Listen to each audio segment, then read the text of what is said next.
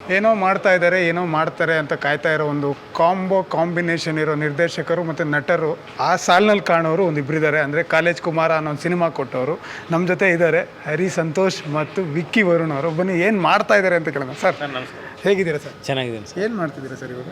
Cinema ಮಾಡ್ತಾ ಇದ್ದೀವಿ sir. ಯಾವ ಸಿನಿಮಾ ಸರ್? ಡಿಸ್ಕೋ ಅಂತ ಸರ್. ಆಯ್ತು ಸರ್. ಡಿಸ್ಕೋ ಅಂದ ತಕ್ಷಣ ನಮಗೆ ನೆನಪಾಗೋದು ಇಟ್ಟದು ಒಂದು ಇಯರ್, ಅದು ಫೇಮಸ್ ಆಗಿದ್ದಂಥದ್ದು. ಅದೇ ಕಥೆನ ಹಿಡ್ಕೊಂಡು ಬರ್ತಿದ್ದೀರಾ ಹೇಗೆ ಸರ್? ಡಿಸ್ಕೋ ಅನ್ನೋದು all time famous title sir. ಅದು ಈ ಟೈಮ್ದು ಆ ಟೈಮ್ದು ಅಂತ ಏನಿಲ್ಲ.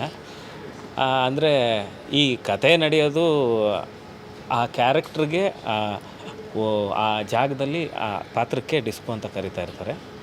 ಅದಕ್ಕೆ ಆ ಪಾತ್ರ ಸುತ್ತ ಏನೇನು ನಡೆಯುತ್ತೆ ಇವೆಂಟ್ ಅನ್ನೋದೇ ಸಿನಿಮಾದ ಕತೆ.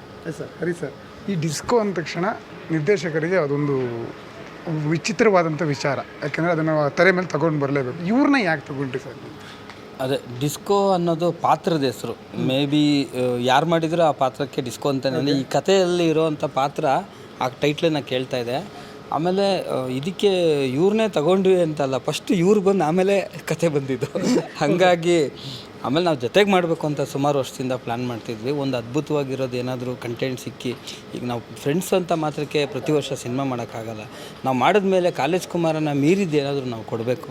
ಸೊ ಆ ಸಿನಿಮಾ ಗೆದ್ದು ಚೆನ್ನಾಗಾಗಿದೆ. ಇವತ್ತಿಗೂ ನಮಗೆ ಪ್ರತಿ ಸರಿ ಟಿ ವಿಲಿ ಹಾಕಿದಾಗಲೂ ಹೇಳ್ತಾ ಇರ್ತಾರೆ ಕಾಲೇಜ್ ಕುಮಾರ್ ಬರ್ತಾಯಿದೆ. ಅಂದರೆ ಜನ ಅಷ್ಟು ಪ್ರೀತಿ ಕೊಟ್ಟಿದ್ದಾರೆ. ಸೊ ಅದನ್ನು ಮೀರಿದ್ದೇನೋ ಒಂದು ಹುಡುಕ್ತಿದ್ದಾಗ ಈ ಐಡಿಯಾ ವರ್ಕ್ ಆಗುತ್ತೆ ಅಂತ ಅನ್ನಿಸ್ತು. ಆಮೇಲೆ ನಾನು ಇವನ ಹತ್ರ ಡಿಸ್ಕಸ್ ಮಾಡಿ ಇದನ್ನು 1 ವರ್ಷದಿಂದ ಆಲ್ಮೋಸ್ಟ್ ಡೆವಲಪ್ ಮಾಡಿ ಇವತ್ತಿಗೆ ಒಂದು ಪ್ರಾಪರ್ ಸ್ಟೇಜಿಗೆ ತಂದು ಫಸ್ಟ್ ಲುಕ್ನ ಲಾಂಚ್ ಮಾಡಿದ್ದೀವಿ.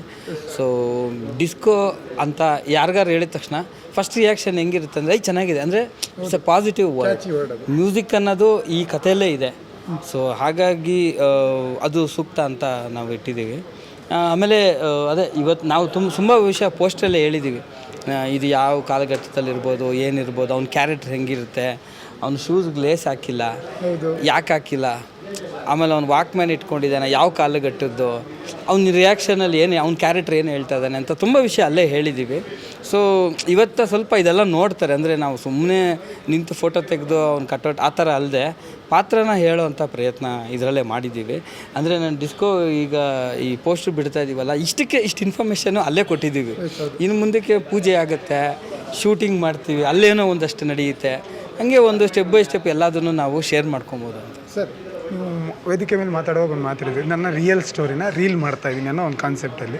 ಸರ್, ಈ ಪೋಸ್ಟರ್ ನೋಡಿದಾಗ ವಾಕ್ಮ್ಯಾನು, ಆ ಜಾತ್ರೆ ಕನ್ನಡಕ ಮತ್ತು ಇಯರ್ಫೋನ್ ಆ ಟೈಮಲ್ಲಿ ಹುಚ್ಚಿಡಿಸಿದಂಥ ವಸ್ತುಗಳವೆಲ್ಲ 90 ಕಿಡ್ಸಿಗೆ ಆ ಟೈಮ್ ನೋಡಿದ ತಕ್ಷಣ ಹುಚ್ಚಿಡಿಸ್ಬಿಡೋದು. ಅದು ಅವನ್ನ ನೋಡಿದ ತಕ್ಷಣ ಅವ್ನು ಹುಚ್ಚ ಅಂದ್ಕೊಳ್ಳೋರು.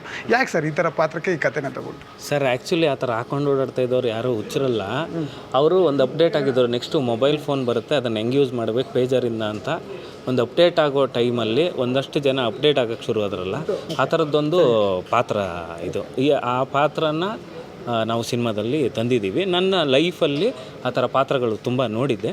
ಆ ಪಾತ್ರದಲ್ಲಿ ಒಂದು ಪಾತ್ರ ಪಿಕ್ ಮಾಡಿದ್ದೀವಿ ಅದಕ್ಕೆ. ಸರ್, ಹಳ್ಳಿಯ ಬ್ಯಾಕ್ಗ್ರೌಂಡ್ ಇರೋದು ನಿಮ್ಮ ಹಳ್ಳಿಯಲ್ಲೇ ಆಗಿದೆ, ಚಾಮರಾಜನಗರ. ಹೌದು, ಆ ಸ್ಲಾಂಗ್ ಕೇಳೋಕ್ಕೆ ಚೆನ್ನಾಗಿರುತ್ತೆ ಸರ್. ಆ ಹೋಗೋ ಬಾರೋ ಅನ್ನೋ ಸ್ಲಾಂಗು ಅದೇ ಸ್ಲಾಂಗಲ್ಲಿದೆಯಾ ಹೇಗೆ? ಅಂದರೆ ಆ ಸ್ಲ್ಯಾಂಗ್ದು ಟಚ್ ಇರುತ್ತೆ. ಕಂಪ್ಲೀಟು ಜಾಸ್ತಿ ಮಾಡೋಕ್ಕಾಗಲ್ಲ, ಯಾಕಂದರೆ ಒಂದು ಜಾಗಕ್ಕೆ ಮಾತ್ರ ಇದಾಗ್ಬಿಡುತ್ತೆ. ಅದಕ್ಕೆ ಎಲ್ಲರಿಗೂ ಅರ್ಥ ಆಗಂಗೆ ಮಾಡ್ತೀವಿ. ಬಟ್ ನಮ್ಮ ಚಾಮರಾಜನಗರ ಟಚ್ ಅಂತೂ ಇರುತ್ತೆ ಲ್ಯಾಂಗ್ವೇಜಲ್ಲಿ.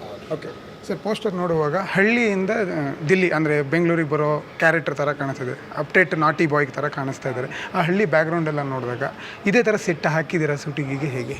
ಇಲ್ಲ, ಫಸ್ಟ್ ಕ್ವಶನ್ ಏನಂದರೆ ಹಳ್ಳಿಯಿಂದ ಡೆಲ್ಲಿಗೆ ಬರೋ ಥರ ಇಲ್ಲವೇ. ನಾವು ಯೂಶ್ವಲಿ ಹಳ್ಳಿಯಿಂದ ಸಿಟಿಗೆ ಯಾರಾದ್ರು ಬರ್ತಾರೆ ಅಂದರೆ ನೀಟ್ ಇನ್ಶರ್ಟ್ ಮಾಡಿಕೊಂಡು ಬೆಂಗಳೂರಲ್ಲಿ ಕೆಲಸ ಮಾಡೋಕ್ಕೆ ಏನೋ ಬರ್ತಾರೆ. ಇವನು ಎಂಥ ತರಲೆ ಅಂದರೆ ನಾನು ಇಲ್ಲೇ ಇದ್ದು ನಮ್ಮ ಹಳ್ಳಿನೇ ಸಿಟಿ ಮಾಡ್ತೀನಿ ಅಂತ ನಿಂತಿರ್ತಾನೆ ಇವನು. ಸೊ ಆ ಥರ ಒಂದು ಮೂಡ್ ಇದೆ ಅವನದು. ಹಾಗಾಗಿ ಫಸ್ಟ್ ಆಫ್ ಆಲ್ ಹಳ್ಳಿಯಿಂದ ಸಿಟಿಗೆ ಬರೋ ಕಥೆ ಅಂತೂ ಅಲ್ಲ. ಎರಡನೇದು, ಮ್ಯಾಕ್ಸಿಮಮ್ ಲೈವ್ ಲೊಕೇಶನ್ನ ಯೂಸ್ ಮಾಡ್ತಿದ್ದೀವಿ. ಬಿಕಾಸ್ ನಾವು ಎಷ್ಟೇ ಸೆಟ್ ಹಾಕಿದ್ರೂ ಆ ಒಂದು ಟೈಮ್ದು ಫೀಲ್ ತರೋದು ಕಷ್ಟ. ಬಟ್ ಕೆಲವು ಕಡೆ ಹಾಕ್ತಿದ್ದೀವಿ, ಕೆಲವು ಆ್ಯಕ್ಷನ್ ಪೋರ್ಷನ್ಗಳಿಗೆಲ್ಲ ಮಾಡ್ತಾಯಿದ್ದೀವಿ. ಅದರದ್ದೆಲ್ಲ ಇನ್ನೂ ಇವಾಗ ಪ್ಲಾನಿಂಗ್ ನಡೀತಾ ಇದೆ. ನಾನು ಮುಂದಿನ ದಿನಗಳಲ್ಲಿ ಹೇಳ್ತೀನಿ. ಸರ್, ಯಾವುದೇ ಸಿನಿಮಾ ಮಾಡಬೇಕಾದ್ರೂ ಅಣ್ಣವ್ರನ್ನ ನೆನೆಸ್ಕೋತೀರಾ? ಇವತ್ತು ಕೂಡ ನೀವು ಬಂದಿರೋದು ಅಣ್ಣವ್ರು ಕೊಟ್ಟಂಥ ಉಡುಗೊರೆ ಶರ್ಟ್ ಅಂತ ಹೇಳಿದ್ರಿ. ಅಣ್ಣವ್ರಿಗೂ ಕೊಟ್ಟಿದ್ದಲ್ಲ. ನಾನು ಚಿಕ್ಕಬಳ್ಳಾಪುರದಲ್ಲಿ ಒಂದು ಪುಸ್ತಕ ಬಿಡುಗಡೆಗೆ ಹೋದಾಗ ನಮಗೆ ಗಿಫ್ಟಾಗಿ ಕೊಟ್ಟಿದ್ದು. ಅಣ್ಣವ್ರ ಪುಸ್ತಕ ಬಿಡುಗಡೆ ಕರೆದಿದ್ರು. ಆ ಪುಸ್ತಕ ಬಿಡುಗಡೆಯಲ್ಲಿ ನೆನಪಿನ ಕಾಣಿಕೆ ಅಂತ ನಮಗೆ ಕೊಟ್ಟಿದ್ದು. ಓಕೆ ಸರ್, ಕೊನೆಯದಾಗಿ ಯಾವಾಗಿಂದ ಶೂಟಿಂಗ್ ಸ್ಟಾರ್ಟ್ ಮಾಡ್ತಿದ್ದೀರಾ, ಹೇಗೆ ಒಂದಿಷ್ಟು ವೀಕ್ಷಕರಿಗೆ ಹೇಳ್ಬೋದಾ? ಡೈರೆಕ್ಟ್ ಇವಾಗ ಸ್ಕ್ರಿಪ್ಟ್ ಮತ್ತು ಹಾಡುಗಳ ಮೇಲೆ ಕೆಲಸ ನಡೀತಾ ಇದೆ. ಮೇ ಬಿ ಜನವರಿ ಎಂಡ್ ಅಷ್ಟೊತ್ತಿಗೆ ಶೂಟಿಂಗ್ ಹೋಗ್ತೀವಿ. ಯಾವಾಗ ಬರ್ತೀರಾ ಸರ್?